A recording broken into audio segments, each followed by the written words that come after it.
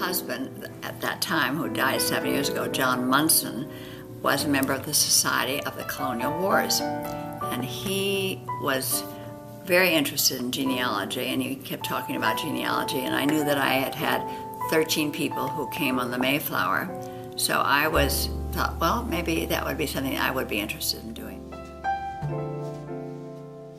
My mother, Janet Beatty, was a dame, and my grandmother, Phoebe McCormick Eyre, was also my grandmother. Oh, that's exciting. So that's what made you interested in... Yeah, that my mother and you pursued me for many years. Well, Tammy, you joined the Illinois Society in 1971, and your mother, Mrs. William L. Robb, Jr., was a member and served on our board of directors. Is that what made you want to be a dame? Yes.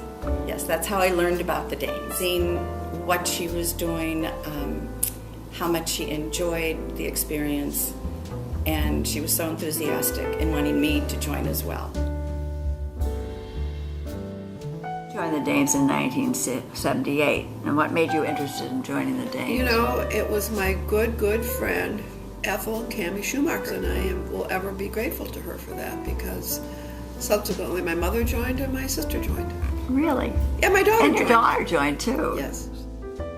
Yes, I certainly joined because my mother was a dame. I was 21 years old and fresh out of college, and mother said, now's the time that you should join the Dames. And I said, why? So I did join then, but never did any activities for about 30 years. Way back, probably in the late 1970s, Carrie Ross, who was a fellow dame, and I had just come back from Europe, and we stayed with her cousin, Catherine Carey, in New York City.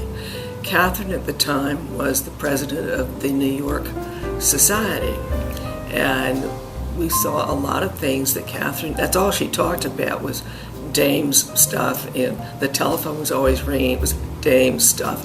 And she had a very nice cocktail party for us that was basically just dames and or their husbands.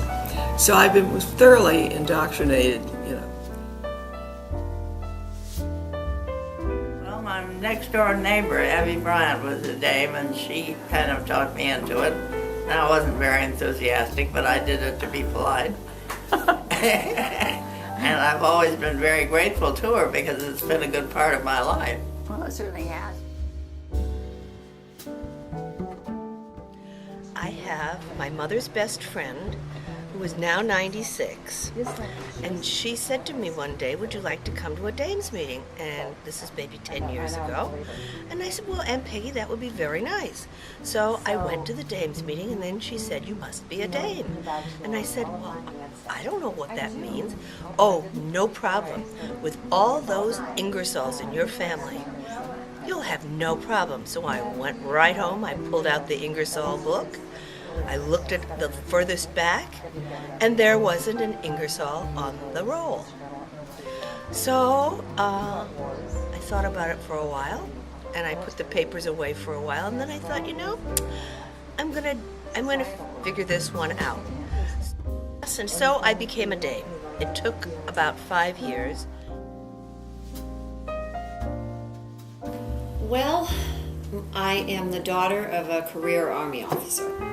So I grew up in the military as an Army brat, and have a good sense of patriotism, certainly instilled in me at a very young age, and had the opportunity to live around the world because of my father's profession. So that, I think, coupled with the fact that I've always had an extreme interest in history, but in particular colonial history. And when I was approached back in, was it 91, I think you said,